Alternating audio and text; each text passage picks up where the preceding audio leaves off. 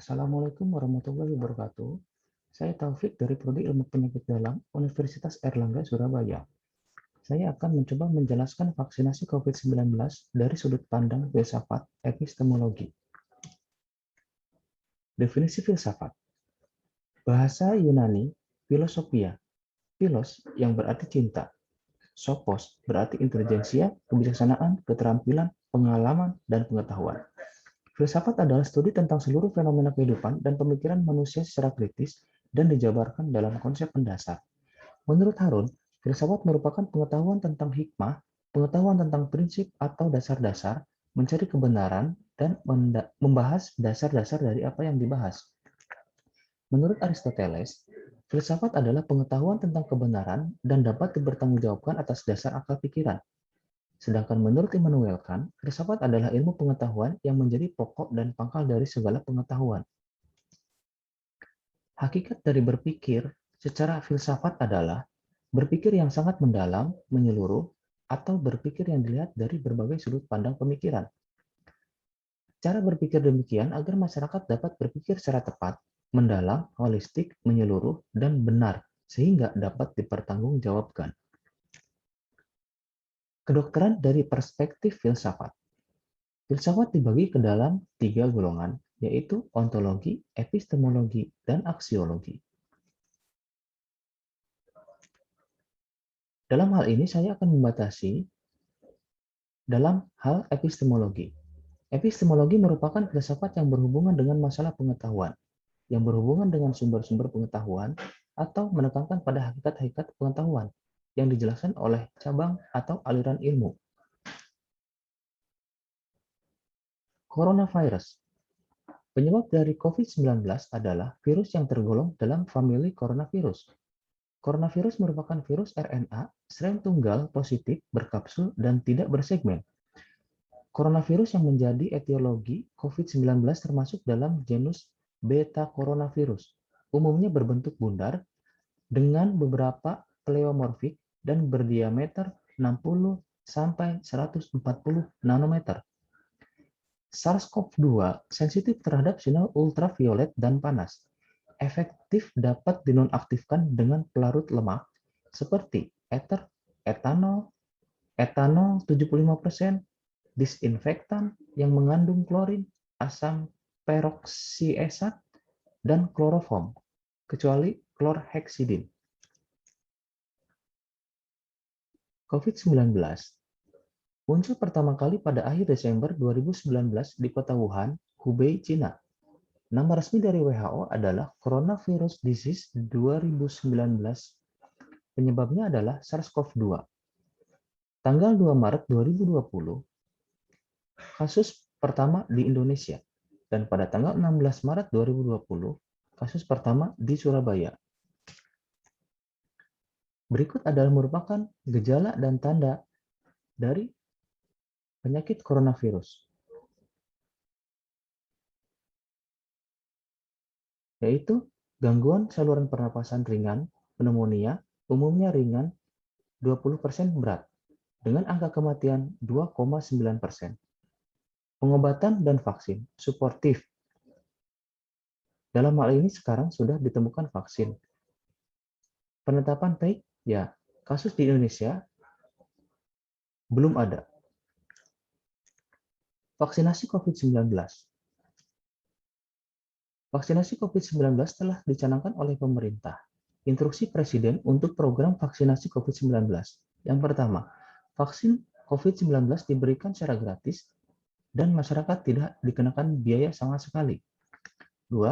Menyeluruh jajaran kabinet, kementerian, lembaga, dan pemerintah daerah agar memprioritaskan program vaksinasi pada tahun anggaran 2021. Ketiga, memprioritaskan dan merelokasi anggaran lain terkait ketersediaan dan vaksinasi secara gratis. Keempat, Presiden akan menjadi yang pertama mendapat vaksin COVID-19. Tujuannya untuk memberikan kepercayaan dan meyakinkan kepada masyarakat bahwa vaksin yang digunakan aman. 5. Meminta masyarakat untuk terus menjalankan disiplin 3M, yaitu memakai masker, menjaga jarak, dan mencuci tangan. Kita lihat di sini, kandungan vaksin COVID-19 dari Sinovac. Vaksin ini berisi virus yang sudah dimatikan atau disinfected dan tidak mengandung sama sekali virus hidup atau yang dilemahkan. Hal ini diketahui cara yang paling umum dalam membuat vaksin. Lalu, aluminium hidroksida berfungsi untuk meningkatkan kemampuan vaksin. Larutan fosfat sebagai penstabil atau stabilizer, larutan garam natrium klorida untuk memberikan kenyamanan dalam penyuntikan. Vaksin tidak mengandung bahan seperti boraks, formalin, merkuri, dan pengawet. Vaksin yang akan digunakan di masyarakat telah melalui tahapan pengembangan dan serangkaian uji yang ketat.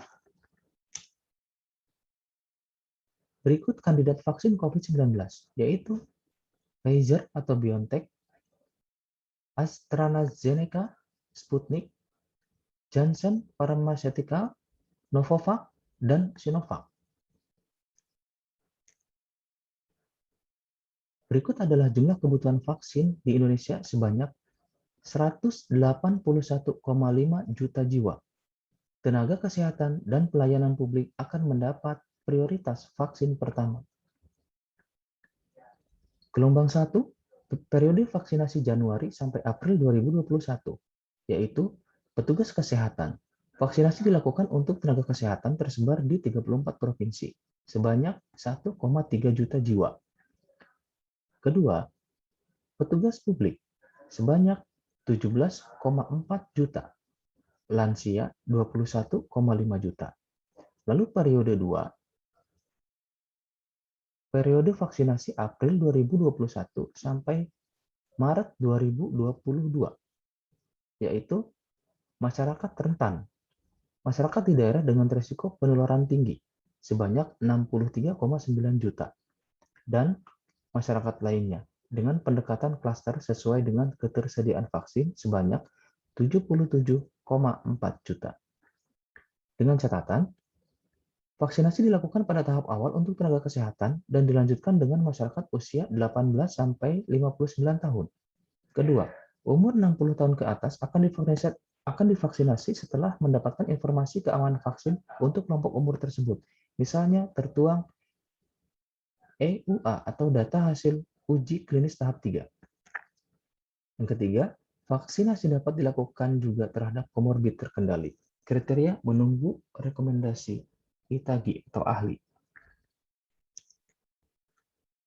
Epistemologi dan vaksin COVID-19 yang berhubungan dengan sumber-sumber pengetahuan secara rasionalisme merupakan tugas pemerintah untuk meningkatkan pengetahuan masyarakat yang bersumber pada akal tentang COVID-19. Empirisme, pengetahuan diperoleh lewat pengalaman. Realisme, objek-objek yang diketahui adalah nyata dalam dirinya. Kritinisme, pengalaman merupakan awal dari pengetahuan pembentukannya oleh akal. Dengan demikian, dari pendekatan epistemologi, seharusnya vaksin coronavirus di Indonesia akan berhasil. Kedua, yang berhubungan dengan menekankan pada hakikat pengetahuan dijelaskan oleh cabang aliran. Idealisme, pengetahuan adalah proses-proses mental. Empirisme, pengetahuan berawal dari pengalaman. Positivisme, kepercayaan-kepercayaan yang dogmatis hendaknya digantikan dengan pengetahuan faktual. Pragmatisme, apa guna pengetahuan vaksin COVID-19? Tidak ada cara lain memutus mata rantai dan mengakhiri pandemi COVID-19 dengan cara vaksinasi.